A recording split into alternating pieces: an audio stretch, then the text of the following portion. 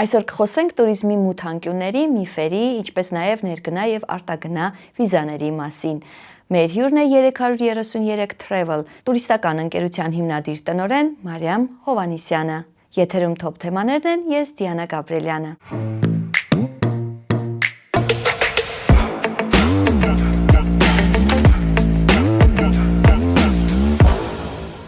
Ողջույն Մարիամ, շնորհակալություն հյուրընկալվելու համար մեր տաղավարում։ Եվ որ խնդրեմ կասեք, թե ինչպես հիմքը դրեցիք ձեր 333 Travel-ի տուր կազմակերպության հիմքը։ Ողջույն Դիանա ջան, նախ շատ շնորհակալ եմ հրավերի համար։ Պատմեմ, թե ինչպես սկսվեց այս սիրուն պատմությունը։ Դեռ տարիներ առաջ, երբ սովորում էի ամերիկյան համալսարանում բակալավր ծրագրում, կոմունիկացիա անգլերեն եւ հաղորդակցություններ մեր բաժնի, այսպես ասած, անունը, որը իրենից ենթադրում էր շատ տարբեր ոլորտների հետ կապեր եւ միշտ մտածում էի, թե ավարտելուց հետո որտեղ պետք է աշխատեմ։ Ավարտական աշխատանքս հենց տուրիզմի թեմայով եղավ։ Հայաստանը որպես առաջի քրիստոնյա երկիր ներկայացրել էի, որ կարող է դառնալ զարգացած զբոսաշրջային ուղղություն աշխարհի տարբեր երկրների քրիստոնյա զբոսաշրջիկների համար, ինչպես նաեւ Հայաստանը կարող էր լինել որպես ուխտավայր, ինչպես օրինակ Երուսաղեմն է, եւ սկսեցի աշխատել տուր պրոդուկտի վրա, կազմեցինք մի 7-ից 10 փաթեթ այդ ծրագրի եւ իմ ավարտական աշխատանքի շրջանակներում եւ կարող եմ ասել, որ այդտեղից սկսվեց սերը դեպի տուրիզմ։ Սակայն COVID-ի պատճառով ունեցանք մեծ ընդհատում եւ COVID-ից հետո կար հիասթափություն նորից վերսկսելու այդ ամենը։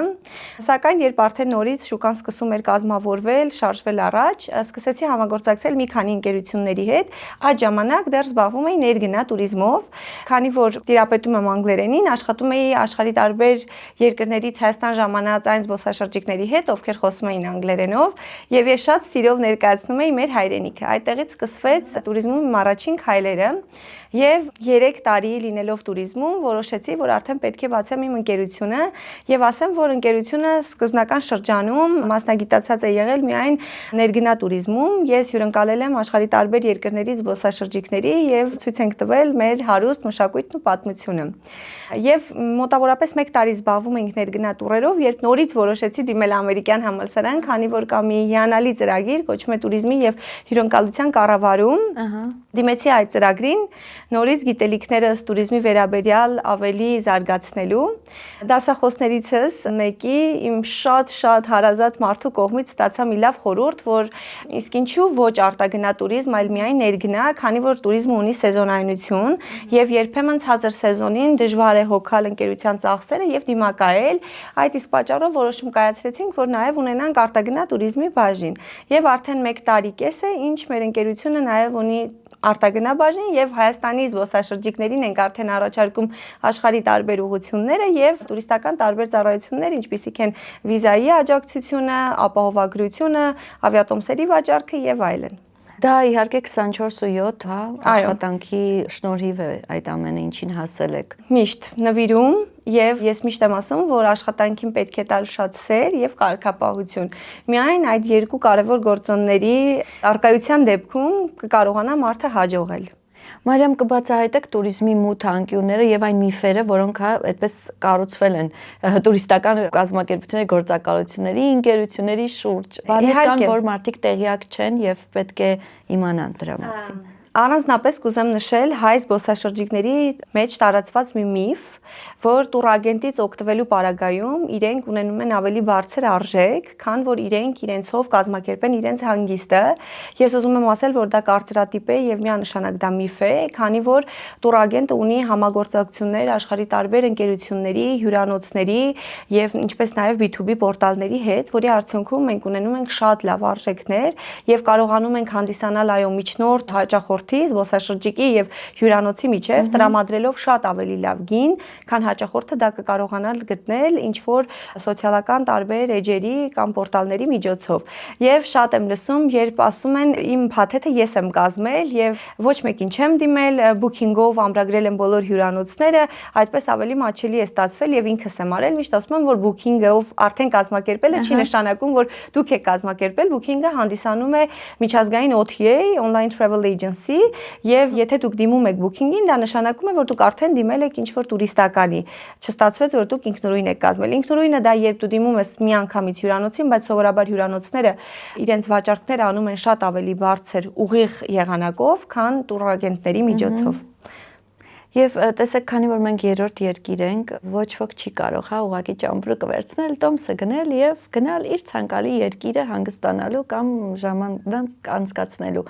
Բաց օրերի հետ կապված ինչ խնդիրներ կան, որ մարդիկ բախվում են ու սովորաբար էլի որը կապվում է էլի միֆի հետ տուրիստական կազմակերպությունների մասով։ Դա երևի մեր եւ մեր հաճախորդների ամենաթույլ կողմն է, կոնկրետ Եվրոպայի ուղղությամբ ունենք այդ խնդիրը արդեն երկարատև ժամանակ է, երբ չեն կարողանում վիզա կենտրոններում գտնել ազատ ժամադրության օրեր, որպեսզի կարողանանք կազմել հաճախորդների փաթեթը եւ հանձնել։ Կրկին հաճախորդները երբեմն մտածում են, որ տուրիստական ընկերությունների պատճառով է այդ վիճակը այդպես ստեղծվել, բայց կասեմ, որ ոչ, ես լինելով տուրիստական ինքս իմ վիզայի դիմելու համար դիմում եմ X մարդկանց, ավելի շատ այն մարդիկ են կարողանում զբաղվել դրանով, ովքեր տիրապետում են 21-րդ դարի գրեթե ամենաերևի տրենդային եւ արդի մասնագիտությանը IT ոլորտին եւ IT մասնագետներն են կարողանում այնպես անել, որ այդ արկա սլոտերը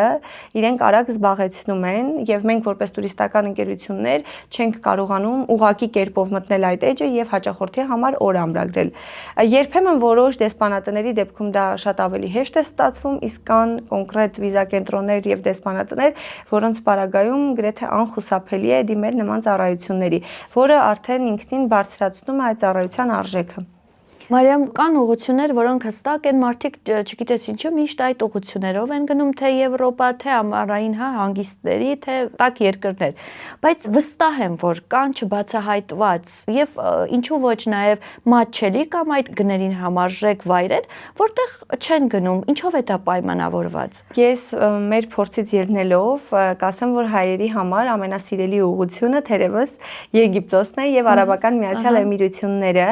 դա կապված է նրա հետ, որ մենք ունենք ուղիղ չարտերներ, որոնք գնում են դեպի այդ պետություններ եւ նաեւ արժեքները ավելի հասանելի են, չնայած որ վերջին 1 տարվա ընթացքում ունենք արժեքների բարձրացում, իսկ չբացահայտված ուղղությունների մասով այո, կասեմ աշխարհի տարբեր անկյուններում կան շատ գեղեցիկ եւ չբացահայտված ուղղություններ, սակայն մենք ունենք մեկ խնդիր, դրանք հասանելի եւ մատչելի չեն մեզ համար։ Եթե նույնիսկ այդ երկիրը կամ քաղաքը որպես զբոսաշրջային ուղղություն առաջարկում է մատչելի հյուրանոցներ, ապա միայն ավիատոմսի ձեռքբերումը Հայաստանի քաղաքացիների համար արդեն բարձրացնում է ընդհանուր հանգստի արժեքը։ Վերջին շրջանում տարածում է նաև գտել Զանզիբարը, Շրի Լանկան, Տայլանդը, որոնք որպես երկրներ այդքան էլ թանկ չեն, սակայն արդեն միայն ավիատոմսի ձեռքբերումը բարձրացնում է ընդհանուր հանգստի արժեքը։ Եվ դրանով պայմանավորված շատ քիչ մարդիկ են կարողանում գնալ համեմատաբար Եգիպտոսի եւ Միացյալ Էմիրությունների մարդկանց թիվը ավելի քիչ է, ովքեր ընտրում են էկզոտիկ տվյալ ուղղությունները։ Իսկ Իրանը, որտեղ շատ լավ վայրեր կան, հա, բայց հնարավոր չէ, դա կապված է ԱՄՆ-ի վիզա ստանալու հետ, թե ոչ։ Այո, կա նման կարծրատիպ նույնպես, ես ինքս կուզենամ կիսվել իմ փորձով, ես ստացել եմ ԱՄՆ դեսպանատնից 10 տարով մուտքի արտոնագիր եւ ես ինքս եղել էի Պարսկաստանում 1 անգամ, իսկ ամուսինս 2 անգամ։ Առաջին անգամ մենք եղել էինք մշակութային միջոցառմանը մասնակցելու նպատակով, իսկ երկրորդ անգամ ամուսինս աշխատանքի բերումով էր հայտնվել։ ԱՄՆ դեսպանատանը այդ մասին նույնպես զրուցեցինք, չեմ կարծում եւ վստահաբար իմ օրինակով կարող եմ ասել, որ դա ոչ մի կերպ նեգատիվ չանդրադարձավ վիզայի հաստատման վրա։ Ուզում եմ, որ մարդիկ դա էլ, այսպես ասած, հաշվի առնեն, որ եթե իրենք տուրիստական նպատակով այցելում են հարևան Պարսկաստան, դա ոչ մի կերպ չի ազդի նրանց ԱՄՆ վիզա ստանալու վրա, քանի դեռ նրանց այցը տուրիստական է եւ բացի Պարսկաստանից նրանք եղել են տարբեր այլ երկրներում։ Որովհետև շատ հետաքրքիր ափեր ունեն իրենք, մալդիվների նման կարծես։ Այո, վերջին շրջանում շատ տարածում է ստացել Քիշ կղզին, ժողովրդի շրջանում, հիմա մենք նույնպես նոր փորձում ենք այդ պրոդուկտը վերցնել, զարգացնել եւ ինչպես նաեւ գովազդել մեր հաճախորդների շրջանում։ Երևի առաջիկայում արդեն պարզ կլինի, թե ինչպես այդ ուղղությունը կընկալվի եւ արդյոք կսիրվի մարդկանց կողմից, հայ զբոսաշրջիկների կողմից, թե ոչ։ Նաև Դիանա կա մի քանի պատճառ, թե մարդիկ ինչու շատ չեն ընտրում։ Երևի կրոնի բախումը եւ մշակույթների բախումը կա մի փաստ, որ այնտեղ լողափերում չեն կարողանում կանայք ազատ հագնել լողազգեստ, կան նման խնդիրներ եւ դա նույնպես պատճառ է հանդիսանում այդ ուղղությունը չընտրելու համար։ Իսկ տոն օրերին այնտեղ միջոցառումներ կազմակերպում են։ Նախ կասեմ, որ շատ երկրներ զբոսաշրջիկները այցելում են ձմեռվա ամիսներին, ոչ թե որպես ծովափնյա ուղղություն, այլ բացահայտելու տվյալ երկրի մշակույթը եւ պատմությունը։ Այս պարագայում հարևան Պարսկաստանը կարող է լինել իդեալական տարբերակ բացահայտելու, որովհետև ունեն շատ հարուստ մշակույթ, որը արժե բացահայտել։ Ես ինքս եղել եմ եւ կրկին ցանկություն ունեմ նորից լինելու եւ բացահայտելու իրենց հարուստ մշակույթը եւ պատմությունը։ Առաջիկայում կտեսնենք արդեն ինչպես կլինեն թվերը, քանի որ արդեն ասացի նոր ուղղություն է, դեռ չեմ լսել մարդկանցից կարծիքներ այդ ուղղության վերաբերյալ, դեռ չունենք վաճառքներ այդ ուղղությամբ։ Կարծում եմ արդեն պարզ կլինի, թե այդ ուղղությունը հայ զբոսաշրջիկների կողմից ինչպես կընկալվի։ Որոնք են թրենդային ուղղությունները, հա, եւ որ ուղղություններն եք առաջարկում դուք ձեր գործակալությունը։ Կախված մարդկանց նախասիրություններից, այս ամիսներին շատ ենք առաջարկում, որ դիտարկեն եվրոպական մի շարք երկրների, ինչպիսիք են Իտալիան, Չեխիան, Ֆրանսիան, սակայն կան մարդիկ, ովքեր տարվա ընթացքում ունեն 1 կամ 2 անգամ արձակուրդ եւ ուզում են գնալ ծովափնյա երկիր, ունենալ ավելի пассив տեսակի հանգիստ, իրենց համար այս ամիսներին լավագույն լուծումը կրկին արաբական էմիրություններն են, Եգիպտոսը եւ իհարկե էկզոտիկ ուղղությունները, այս պահին ես ինքս ունեմ մեծ խումբ Թայլանդում, իրենց հանգիստը կազմակերպել ենք Փուկետում եւ բավականին այո դրական են կարծիքները այդ պետության, ինչպես նաեւ մարդկանց մասին։ Շատերը նաեւ ցանկանում են մեկնել Ճապոնիա, Չինաստան, բայց կարծես թե դա էլ է միֆ, որ շատ բարդ է հասնել այնտեղ։ Թանկ է թե թանկ չէ։ Ամեն դեպքում շատերը գնում են, ասում են ոչ այնքան, ովքեր չեն գնում, բայց ցանկանում են, կապում են դա մեծ թվերի հետ։ Դիանա, ուրեմն ասեմ, որ ես կարծում եմ, մարդը պետք է մի քանի ավելի հարևան մոտիկ երկրներ ճամփորդի, հետո նոր որոշի ավելի հեռու պետություններ գնալ, նրա համար, որ օրինակ Հայաստանից մենք չունենք շատ առաջարկվող խմբային տուրեր դեպի Ճապոնիա, ինչպես օրինակ ունենք դեպի Էմիրություններ կամ Եվրոպա, եւ ինձ մոտ օրինակ Ճապոնիան ընտրում է այն զբոսաշրջիկ, ով արդեն բացահայտել է մի շարք երկրներ եւ փնտրում է նոր մշակույթ, նոր բացահայտումներ եւ գնում են դեպի նմանատիպ երկրներ։ Եվ զբոսաշրջիկների կան 2 խմբեր, բաժանվում են նրանք 2 տեսակների, մարդիկ, ովքեր սիրում են բացահայտել իրենցով, այսինքն նրանք գնում են անհատական փաթեթներ եւ չունեն լեզվի խնդիր, գնում են եւ բացահայտում են, մենք օգնում ենք միայն ամրագրել տոմսերը եւ հյուրանոցը։ Սակայն կան զբոսաշրջիկների նաեւ մի այլ բավականին մեծ խումբ, ովքեր որ սիրում են երբ ունեն ուղեկցորդ, այսինքն նրանք նախընտրում են խմբային տուրերը, երբ կունենան հայախոս, հայ զբոսավար իրենց հետ, ով իրենց ամբողջ տուրի ընթացքում կուղեկցի, ցույց կտա եւ ինչպես նաեւ դա հեշտացնում է իրենց համար, process-ը ավելի դյուրին է դարձնում։ Կոնկրետ Ճապոնիայի ուղղությամբ այդքան շատ չեն խմբային տուրերը, ինչպես նաեւ օրինակ Միացյալ Նահանգներ, եւ ես հեռակա պլաններում ունեմ դեպի Նյու Յորք խմբային տուր մշակել եւ առաջարկել հայ զբոսաշրջիկներին եւ ուզում եմ կոտրել են կարծրատիպը, որ Հայաստանից միայն Լոս Անջելես են գնում, նույն Կալիֆոռնիա նահանգը։ Նույն Նյու Յորքը կապում են էլի մեծ գումարների հետ։ Հա, հայաստանյան շուկայի համար միջինից ավելի բարձր է ստացվում արժեքը, բայց իհարկե դրա սպառողը նույնպես ունենք։ Այսինքն ամեն դեպքում այնպես չի, որ անհավանական է հասնել։ Չէ, իհարկե։ Այնտեղ իսկ Վիետնամի ուղղությամբ Վիետնամի ուղղությունը դեռ ընդհանրապես Հայաստանից կասեմ, որ զարգացած ուղղություն չէ։ Ինձ թվում է հերթով կհասնենք նաև Վիետնամին, սկզբից բացահայտենք Թայլանդը, թող Թայլանդը սիրվի ժողովրդի մեջ տարածվի, որից հետո արդեն Վիետնամ, Մալայզիա, կարծում եմ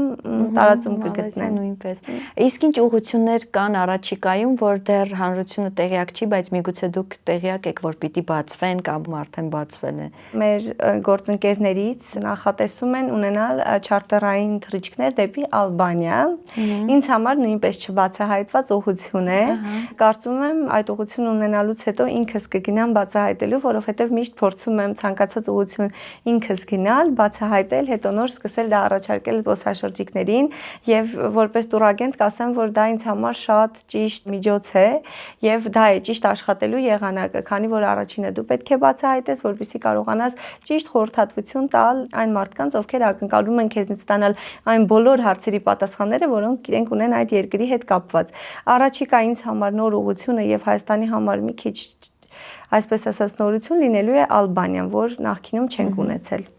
Քանի երկրում եք եղել դուք։ Հաշվել եք։ Հաշվել եմ, չեմ ասի, որ այդքան շատ, երևի մոտավորապես 15 պետություն կլինի դեռ, քանի որ վերջի 1 տարում ճամփորդել եմ 5 անգամ,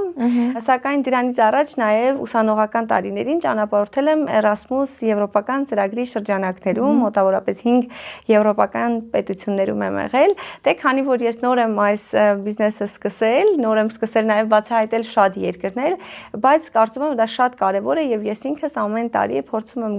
գոնե 4-ից 5 պետություն բացահայտել, որպեսզի կարողանամ այո իմ զբոսաշրջիկին տալ ճիշտ խորհրդատվություն։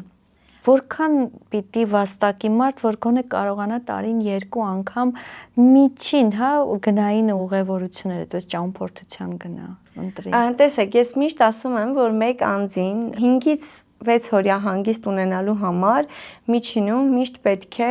մոտավորապես $1000 համարժեք դրամ եւ եթե հաշվարկենք որ տարվա կտրվածքով գոնե 2 անգամ նմանատիպ հանգիստ մարդը կարողանա իրեն թույլ տալ, ապա կարծում եմ պետք է ամսական աշխատավարձը գոնե լինի 250-ից 300,000 դրամի սահմանում, որպեսզի մարդը կարողանա դա կազմակերպել եւ մենք ունենք շատ զբոսաշրջիկներ, ովքեր փոքր ավելի սեղմ բյուջեով կազմակերպում են իրենց հանգիստը, որովհետև մեզ դիմում են շատ ամիսներ առաջ, կարողանում են գտնել ավելի մատչելի ավիատոմսեր, հյուրանոց ամրագրում ենք ավելի մատչելի եւ միշտ նախապես ամրագրելը ավելի ձեռնտու է հաճախորդի համար։ Սակայն դեռ Հայաստանում դա այդքան տարածված չէ, մարդիկ զանգարում են եւ 5 օր հետոյվա համար ուզում են մի ամբողջ ընտանիքի համար փաթեթ, այդ պարագայում միշտ արժեքը ավելի բարձր է լինում։ Իսկ այն մարդիկ, ովքեր շատ են սիրում ճամփորդել, կասեմ, որ նույնիսկ քիչ բյուջեի սահմանում, իմ նշած թվից էլ ավելի ցածր գումարի սահմանում հնարավոր է կազմակերպել հանգիստ, եթե դիմեք շուտ, ինչ որ մի կերպ դա կստացվի։ Եվ ո՞րն է այս պայդրությամբ ձեր ընկերության լավագույն, այդպես թեժ առաջարկը։ Թեժ առաջարկը երևի Թայլանդի ուղղությամբ կլինի, քանի որ այս վերջին շրջանում սկսել ենք արդեն շատ վաճառել Թայլանդը։ Այս պահին ունենք Թայլանդի հետ կապված լավ առաջարկներ։ Մի քանի ամսվա կտրվածքով փորձում ենք գտնել ամենամատչելի ավիատոմսը